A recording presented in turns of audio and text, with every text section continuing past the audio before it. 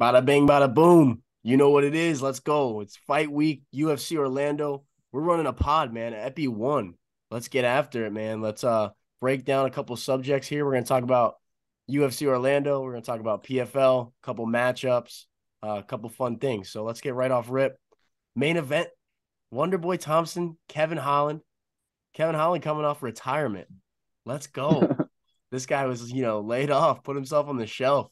But I guess the Wonder Boy was just exactly what he needed to come back. So, what do you guys think about that whole start off with you, I guess, Goosey.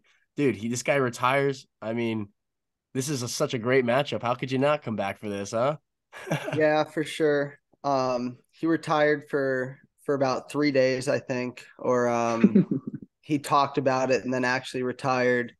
And then the Wonder Boy fight got made the next day or made official. So I think he was just a little bit frustrated after how he got treated his last time out. They did him pretty dirty, giving him Homs out on 1 day's notice and kind of stopping the run he had going.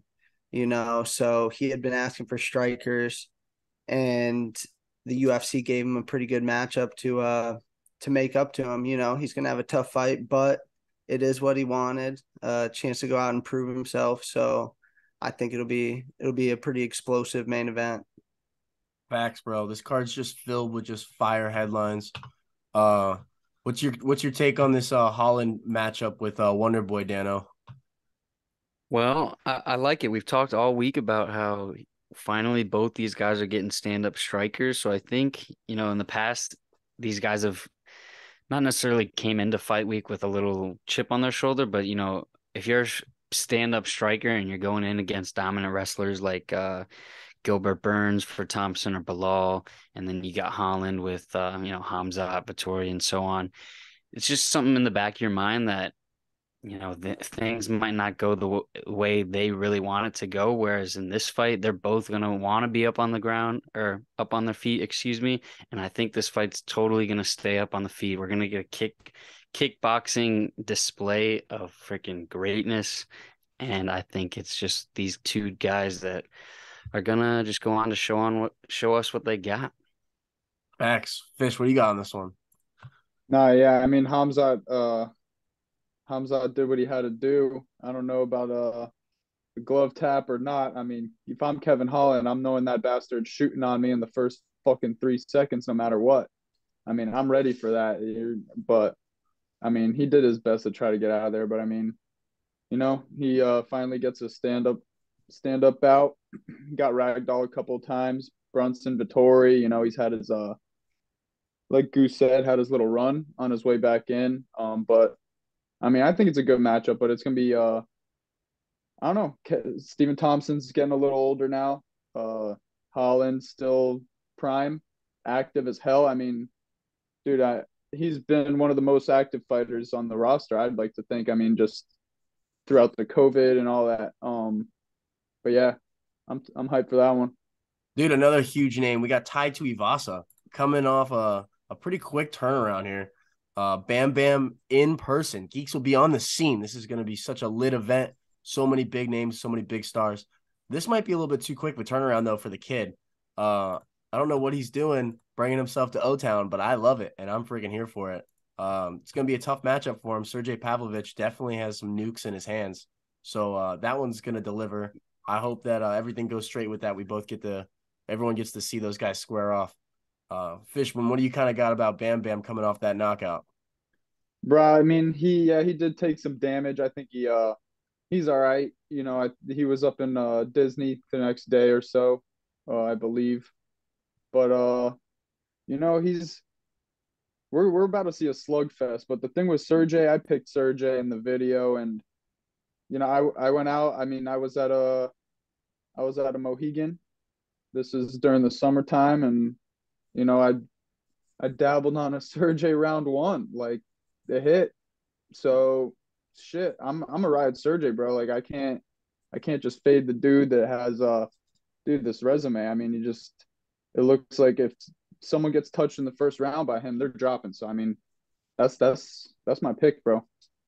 What do you guys got on Bam Bam? I like Bam Bam in this matchup. For me, it's just a little head shaker of, why he would want on this card, because this is, like you were saying, a little bit short turnaround. We do got the Perth card coming up. So to me, it was kind of like, Ty, take the little bit of time off, hop on that Perth card, not necessarily in your hometown, but way closer than Orlando, Florida for him. Um, but he is in a nice co-main. Is it a co-main spot or just main card spot? They're hiding him at like the middle of the main card, so he's like the fourth.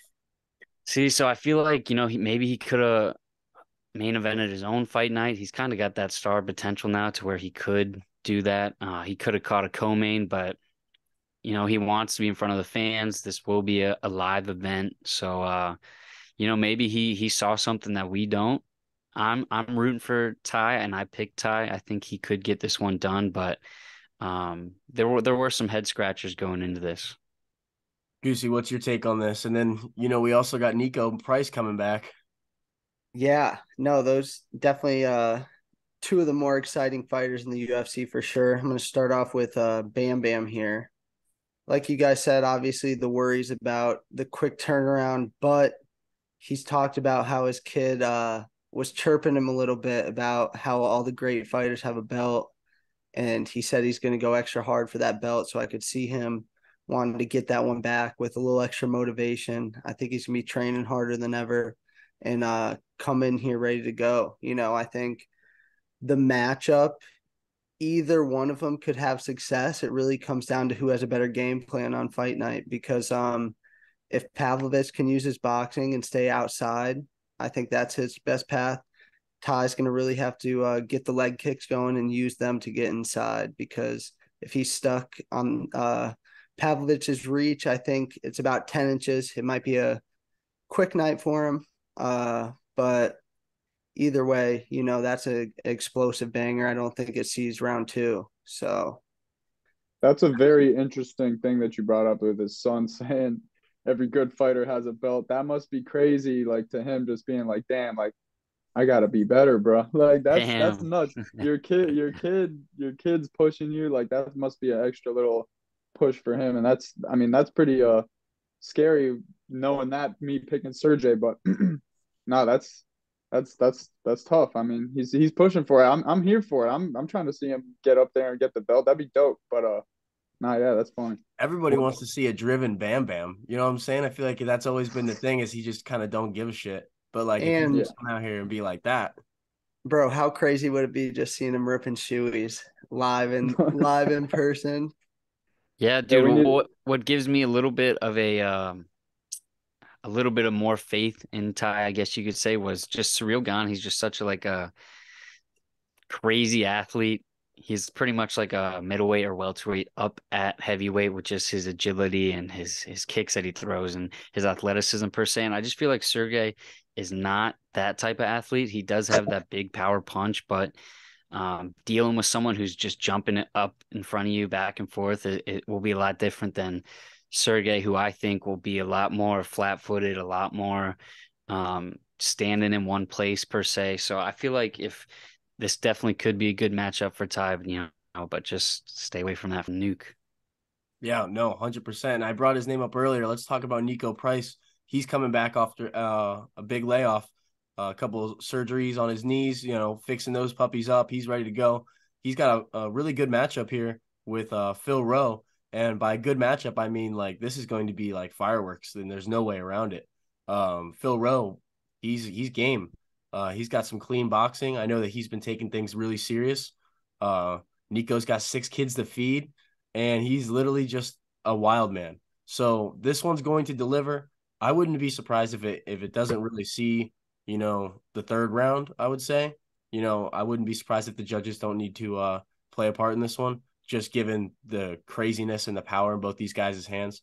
But man, I'm just so excited to see Nico back in the octagon. Just a fan favorite, from beginning of watching MMA, this guy just puts on shows nonstop. So that's going to be lit. Hometown kid.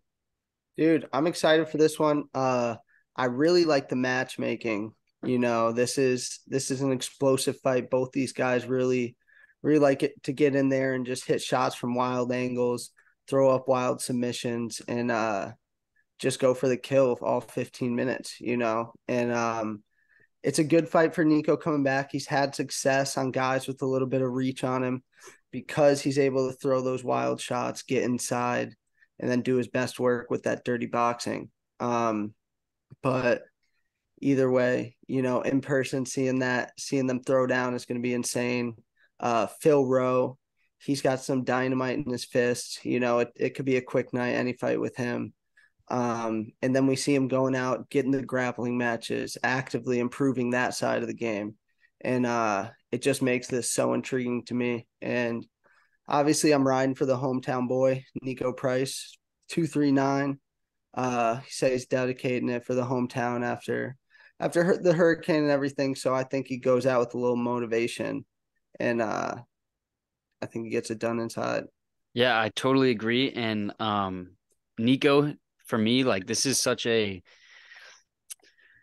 I don't know if I want to say big fight, but this is just like a really important fight for Nico and Phil Rowe because I guess maybe the casuals wouldn't know, oh, he's on the prelims and it's just another fight on the prelims. But these guys are headlining the prelims, excuse me. That's a big spot. And then both these guys are 32, 33.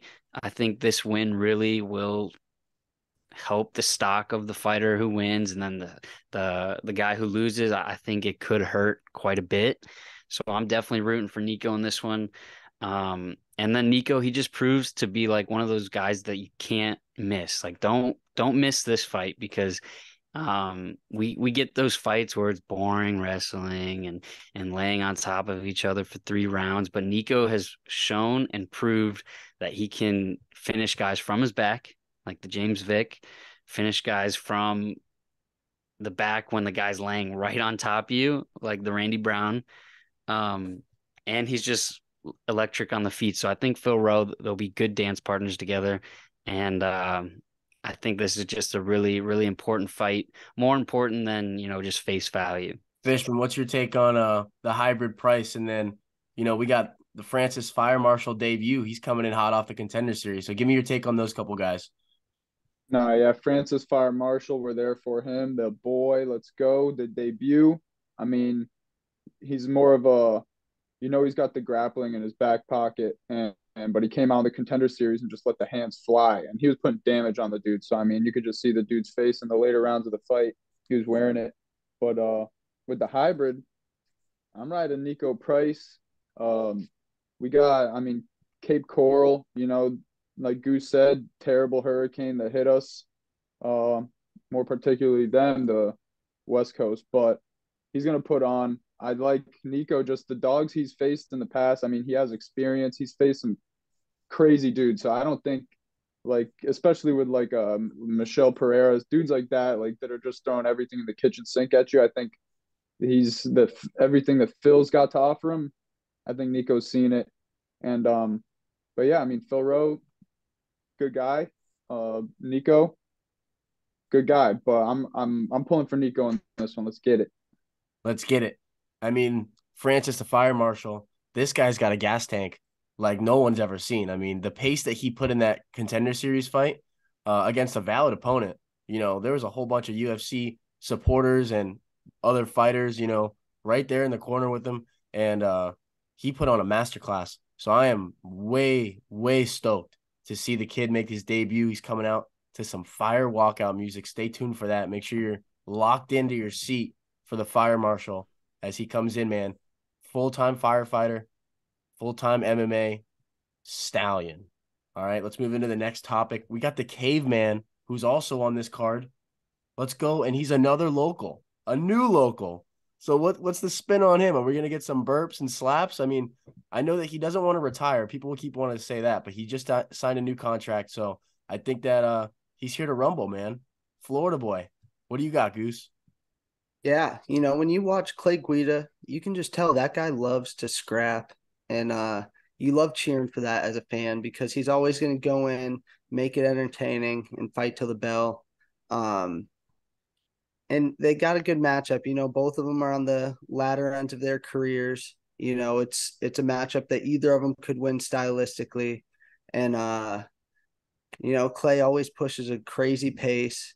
He's hitting you with just randomness, a lot of punches and bunches. and it'll be fun to see him. Good dance partner. So I'm sure the people will be going for him in Amway.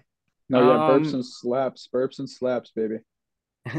what I would say about the caveman, right? I heard you say, he doesn't want to retire, but the move to Florida, there are some pros and cons with it. The pro side could be he comes to Florida, right? He can train whenever he wants. It's beautiful out. It could relight a fire under his ass. But also, I see him fishing a lot.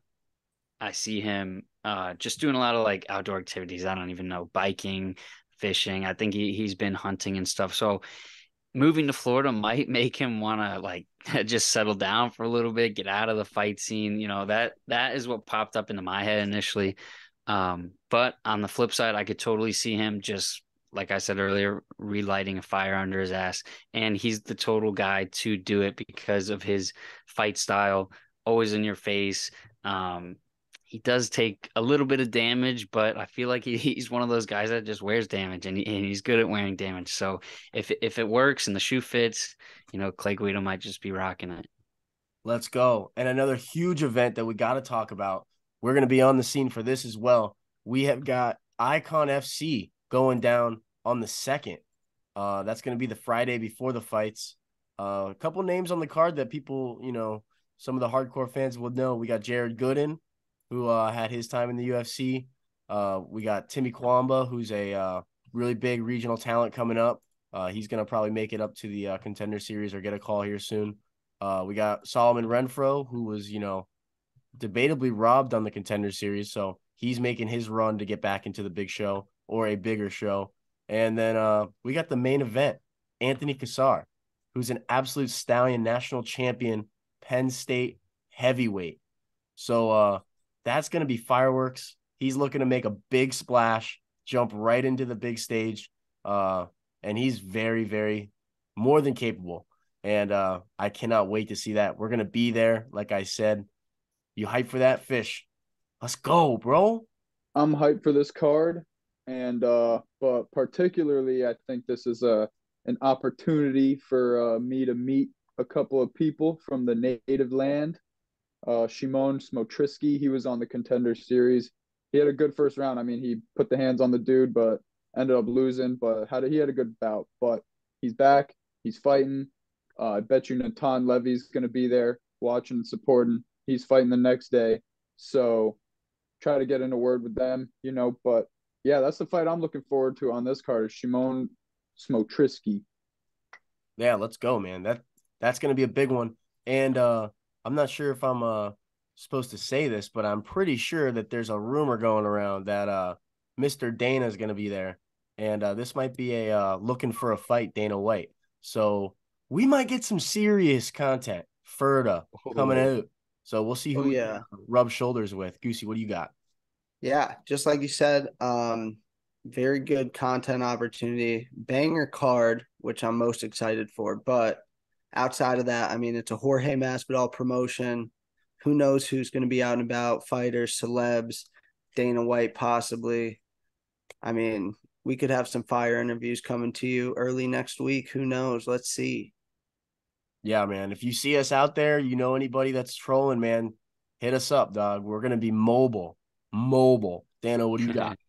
One thing that I'm taking away from this, especially Icon, is just a total, I guess, fan experience. Just because I remember we went to fights down at MMA Masters over in Miami. We saw fights firsthand. We were literally cage side. It was super dope. It's like a totally different experience than watching it online or on TV, I guess. And I guess you could say, you get better seats on TV because you're in the octagon with them and you see the fighters right there. But just being there and hearing the punches land and the kicks land, it's totally different. And to go to UFC Orlando is going to be a big event, a big arena. Icon FC will definitely be smaller. I'm hoping that it's a little more like, just personal or just in there with them. I think it's going to be totally dope. And just to see fights in person. I haven't seen too many fights in person, and I'm really looking forward to it. These two fight cards this weekend. Yeah, and speaking of fire fight cards, bro, PFL championships just went down, and we have a defeated Kayla Harrison. What is the world? What's going on right now? This shit's crazy. Brendan Loughnane has an absolute banger of a fight against Bubba Jenkins. Gets the finish in the fourth round. Like literally phenomenal fight. I've already rewatched it 3 times. It just gets better and better. I mean, those guys are warriors. They beat the living shit out of each other, bro. And Bubba Jenkins, absolute warrior, man, had like a hematoma, friggin' golf ball, softball coming out of his leg, and he's just walking through, eating kicks, like unbelievable. We got OAM come out, secured $1 million for the boys, the Canadian gangster. He's fun to watch. And then Razor Rob Wilkinson. Oh man, he came out. Shaman Moraes putting away Marlon. Oh my Oh, god, dude, so many, so poor many, Marlon. so many lines, bro. What's your biggest takeaways from this one, Goose? Like just finishing up what you said, Marlon Moraes, that was kind of going out sad right there because he was looking really good. He was employing a more grappling heavy game plan than we anticipated. I think that really helped him avoid some shots early, but he got caught with one late. Shaman, he stuck in there, he dogged him out and got that third round finish. Congrats to him on that. Going up the card, Rob Wilkinson looked like a dog, absolute animal. And definitely like a PFL star, I think, in the making, climbing his way up the ranks. Um, Delano Taylor, Sadi Busai. I think Sadi Busai like just used that veteran, the more experience, and you could see that in the game plans. He really kept him on the outside. But Delano, you could tell, he's just young. He's going to learn from this, come back, keep moving forward because the skill is definitely there. Just he didn't have as much XP as Sadi Boo, but I think he'll grow from this experience and definitely come back stronger. And then Brendan Loughnane, absolute animal. Uh, and you can't forget Kayla Harrison. What a shocker there, because I think almost everyone just took for granted that she was going to be undefeated going into the UFC. But when you're saying it openly that you're probably not going to be in the PFL after this, I don't think that does you any favors with the judges in a close fight. And Pacheco definitely went out and took it to her. She got more damage and probably the right decision. So absolute insanity on that end. No, I know. I mean, Fishman, you texted me like when Kayla lost, and you were just like, "Bruh, like what's going on?" Like you could see it, man. And she lost the second round, and it was like, it's happening. Fish, you watch that one? No, yeah, I mean, the thing is, Larissa, I think she probably just had a good camp. The circumstances were just right for her to win. Her cardio was great. She was able to defend. And with Kayla, I think her style is just very taxing, super taxing to just keep wrestling and just keep trying for takedowns. So I thought that, Larissa, she she gassed her out. The old Connor's on the ground. She's gassing him out. She's gassing Khabib out. No, but no, I mean, yeah, it was a good fight on Larissa's half, and but yeah, Kayla, I just saw her. I just saw her facial expressions. Like she looked beat, like on the stool, coming back in between rounds, just looking defeated. I don't know, but yeah, we had Ali Abdelaziz. He said if Kayla Harrison ever lost, that he would be gone from MMA. So, man. What are the biggest takeaways for you, Dano? Yeah. So I got a couple things, and I don't know if it's harsh, but we got Rob Wilkinson who was cut from the UFC and now he's out here making $1 million. We got Loughnane, who was he on the Contender Series and didn't get in, right? We got him, doing that. Now we got him winning $1 million. Against Razor Rob, he fought Amari Akhmedov, who was getting beat up in the UFC. Amari Akhmedov was in the fight for $1 million. I feel like this is going to open a lot of people's eyes, especially Delano Taylor, because I believe at the beginning of the year he was at the Contender Series for PFL. and by the end of the year, he was fighting for $1 million. So it's kind of like a short road. $1 million. If you're one of these top tier fighters, it could open up some eyes to him. Like Shane Burgos should have been debuting on that card. I feel like that was one of our bigger moves over to PFL because Shane Burgos was rising. He had a rising stock in the UFC, jumped ship, jumped over to PFL, wanted the $1 million. And it's just like, yes, Wilkinson, yes, Loughnane, they are top tier fighters, but people in the UFC who maybe have been making it in the UFC, they see this, they see their past, they didn't make it in the UFC, I made it in the UFC, that must mean I'm better, right? They do that kind of math and then they see these guys fighting for $1 million and winning $1 million, maybe it's not good news for the UFC because some of these middle of the pack, upper middle of the pack guys are going to start jumping ship and going over for that. It's pretty good for PFL, but for UFC, I don't know. Facts. Calling it. I think the next superstar talent that goes over there. This is a wild shot, but I'm calling it Paulo Costa. I think Paulo Costa Oh, might do some shit. that would be Because I mean, sweet. I don't know what's going on with their contract disputes, whatever. I don't know. I don't think he's really liking it, but I know he likes money. So if he likes money, I know they're gonna hand him a bag. But yeah, I mean, what tailing off what Dano said, crazy kind of just turnout of events for Delano Taylor this last year. Not even a year ago, I'm looking at it. The date was when he fought Marcus Edwards, December 17th. So not even a year ago. Titan FC, the Geeks were on scene. We were seeing that main event in Miami at the Intercontinental Hotel. And then, bro, a year later, not even a year later, fighting for $1 million, just crazy. I mean, so his career, I mean, this is just the beginning. Like Goose said, he's got plenty of time, plenty of um, opportunity for growth. And yeah, I mean, nothing but the sky's the limit for him. So, I mean, let's get it with him. But yeah, I mean, that's crazy, bro, how this shit turns around like that. I mean, someone falls out, you knock out Rory McDonald, and boom, like crazy, crazy. Crazy, bro. From knocking out guys on Titan FC to knocking out Rory is just like Oh, universes. Rory. Rory. uh Go. Yo, so we had a couple plays we wanted to highlight before we wrap it up. Just a couple plays for people to get their snipers out. Dano had a couple he wanted to go through. Dano, what were those couple you wanted to Yeah, so the main one that I was looking at, and I talked about this in the video, is I'm big on Eric Anders this week. He is going to be a dog against Kyle Dawkins. And then inside the distance, or at least under 2.5, is what I see in Bovada. Bovada is not really updated until, later in the week, but that's plus money, and I think Eric Anders could definitely get this done. We have seen Dawkins be maybe not put out in his past couple fights. I think he was put out in his last fight, but we have seen, that chin start to get hit and his just ability to be finished. We've started seeing that more from Dawkins. Anders, he looks like he's been grinding. This is a big fight for him. He's 35. Um, he's 14-7, so I think he's going to be coming balls to the wall in this one. I like that play, Eric Anders inside. This one, of course, Tai Tuivasa, Sergey, whichever one you pick, got to go inside on that one. Um, I don't know about the main event. I'm still torn about the main event. Let me see the other one I was looking at.